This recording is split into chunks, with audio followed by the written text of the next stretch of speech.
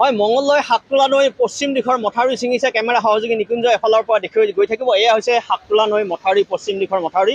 ইতিমধ্যে পুৱতি নিশা মথাউৰি ছিঙি প্লাবিত হৈছে বিস্তীৰ্ণ অঞ্চল আৰু প্লাবিত হোৱাৰ লগে লগে শংকিত হৈছে আঞ্চলিক ৰাইজসমূহ আৰু খেতি পথাৰসমূহ নষ্ট হৈছে। পুখুৰীসমূহ যি পুখুৰীত মাছসমূহ উঠি গৈছে আৰু গৰু ছাগলীসমূহ ৰাখিবৰ কাৰণে অৱস্থা নোহোৱা হৈছে। আঞ্চলিক ৰাইজ এতিয়া শংকাত ভুগিছে। ইতিমধ্যে দৰং জিলা প্ৰশাসন উপস্থিত হৈছে, স্থানীয় ৰাইজসকল উপস্থিত হৈছে আৰু মই পুনতে স্থানীয় ৰাইজসকলৰ মনৰ কথা ল'বলৈ চেষ্টা কৰিম। কি গাঁও ডুবিব বা কেনেধৰণে তেওঁলোকে ব্যৱস্থা গ্ৰহণ কৰিছে। হয়, কেনেধৰণে আপোনালোকে গম পালে বা কি গাঁও এতিয়া প্লাবিত হ'ব? হয়, আজি আমি ৰাতিপুৱা 4 বজাতে গম পালোঁ এই মথাউৰিটো ভাঙা বুলি, যিহেতুকে মোৰ গাঁওখন এইখন। ইয়াৰ পৰা সম্পূৰ্ণৰূপে প্লাবিত হৈছে এইখিনি। আমাৰ গণকপাৰা, দাহি, কবিকাৰা, চতুৰাঠিয়া কৰি পুতলিকা আদি কৰি আমাৰ যিটো আমাৰ NH-50 আমাৰ 15 নম্বৰ ঘাইপথ, সেইটো এই পথেৰে পানী যায়। তেওঁ দুবাৰ আমাৰ মানে সম্ভাৱনা আছে। আৰু কেনেধৰণে কেতিয়া ভাঙিছে, কেতিয়া এইটো আজি কেইবাদিন ধৰি নেৰানেপেৰা বৰষুণ দি আছে। তাৰ ফলত এইটো যিহেতু বহুদিন আগৰ মথাউৰিটোৰ বহুত কণ্ডিশ্যন বেয়া আছিল, সেইকাৰণে মানে ভুমুক মাৰি আছিল। ইয়াৰ আগতে ভুমুক মাৰি আছিল, তাৰ ফলত মথাউৰিটো ছিঙি যায়। আজি ৰাতিপুৱা 4 মান বজাত ছিঙি যায়। বিগত সময়ত এই ধৰণৰ মেৰামতি হোৱা নাছিলে নেকি?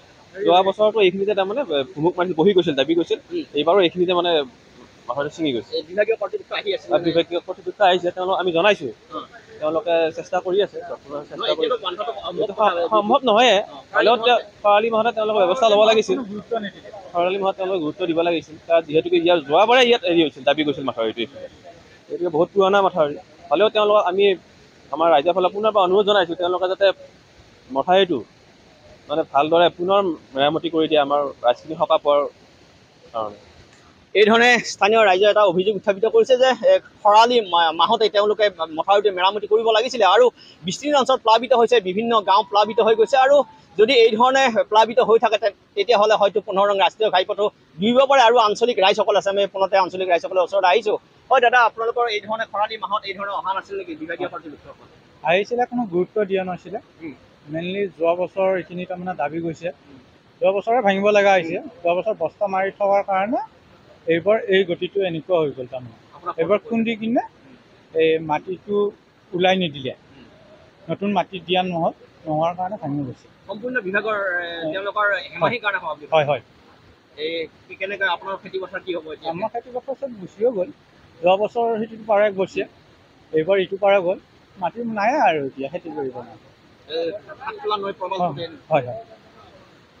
এই ধৰণে শাকতোলা নৈ প্ৰবাল হওঁতে বিগত বৰ্ষত এই পূব দিশৰ মথাউৰিটি ছিঙি গৈছিল আৰু পশ্চিম দিশৰ মথাউৰিটি এই বছৰ ছিঙিছে। আৰু এই সমগ্ৰ অসমতে এক বিচাৰিতভাৱে প্ৰভাৱ পৰিছিলে যে শাকতোলা নৈ মথাউৰি ছিঙাৰ পিছত প্ৰায় এমাহতকৈ অধিক দিন বহুকেইখন গাঁও প্লাবিত হৈছিল। কেমেৰা সহযোগে দেখুৱাই গৈ থাকিব। এই ধৰণে যদি প্লাবিত হৈ থাকে তেনেহ'লে হয়তো ইয়াতকৈ ভয়াৱহ পৰিৱেশ সৃষ্টি হ'ব। আৰু এটা কথা স্থানীয় ৰাইজে অভিযোগ উত্থাপিত কৰিছে যে বিগত সময়ত খৰালি মাহত এই ধৰণৰ যি বিভাগীয় কৰ্তৃপক্ষসকল আছে তেওঁলোকে মথাউৰিটি মেৰামতি কৰিব লাগিছিলে, এই ঠাইত বহি গৈছিলে।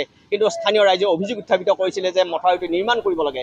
কিন্তু পংকজ শৰ্মা, আমি আপোনাক ধন্যবাদ জনাইছোঁ। আমি পৰৱৰ্তী মুহূৰ্তত আপোনাৰ কাষলৈ যাম। মথাউৰিটি যিহেতু ছিগিছে, গতিকে এই ঠাইত লোকসকলক উদ্ধাৰ অভিযান কেনেধৰণে চলিব বা তেওঁলোকৰ বাবে পৰ্যাপ্ত আশ্ৰয় শিবিৰৰ ব্যৱস্থাবোৰ প্ৰশাসনে কেনেকৈ কৰিব, এই কথাবোৰ এতিয়া লক্ষণীয় হ'ব। বানপানী অহাৰ সময় হোৱাৰ লগে লগে আমি সকলোৱে জানো এটুপি খোৱা পানীৰ বাবে হাহাকাৰ কৰিব লগা হয়, খাদ্য সংকটত ভোগে সকলো। গতিকে সেই ব্যৱস্থাখিনি প্ৰশাসনে কেনেকৈ লয় সেই সন্দৰ্ভত আমি পৰৱৰ্তী মুহূৰ্তত বাতৰি সম্প্ৰচাৰ কৰিম। এটা বাণিজ্যিক বিৰতি লৈছোঁ।